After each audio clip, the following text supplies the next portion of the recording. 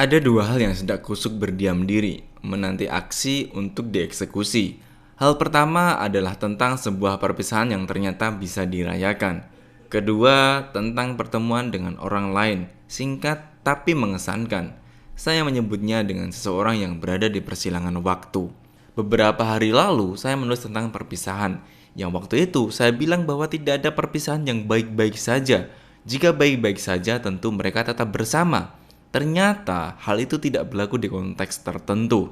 Bahkan perpisahan cenderung dipersiapkan lalu dirayakan dengan haru dan sukacita, sedih tapi bahagia, rindu padahal masih ketemu.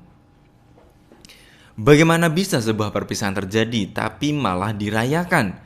Kamu pernah mengikuti perpisahan sekolah, perpisahan magang, perpisahan kakak kelas, perpisahan dipersiapkan, pertemuan disambut. Bahkan, terkadang kita bisa juga merayakan perpisahan. Tapi memang jika pertemuan dan perpisahan sudah dikotakkan ke dalam dua insan manusia berjenis kelamin berbeda dan dibumbui rasa, maka akan lain jalan ceritanya. Seperti pertemuan Budi dengan seseorang yang ada di persilangan waktu belum lama ini. Kata Budi, ia ketemu dengan perempuan yang entah bakal ketemu lagi atau tidak. Tetapi persilangan waktu itu mengatakan Budi berjabat tangan, Budi berkenalan, Budi memotret, diam-diam. Budi merekam dan mengumpulkan informasi untuk sekedar tambah amunisi, meski tak tahu pasti kapan perang dimulai.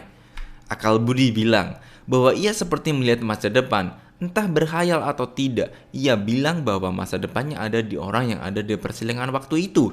Berharap kepada sang pemilik waktu bakal mempertemukan lagi di belahan bumi lain yang tidak bakal dimengerti. Siapa yang tahu bahwa esok akan bertemu lagi dengan seseorang yang hanya bertemu di persilangan waktu?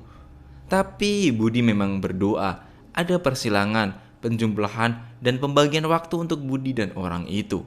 Apakah kamu pernah mengalami hal yang sama seperti si akal Budi?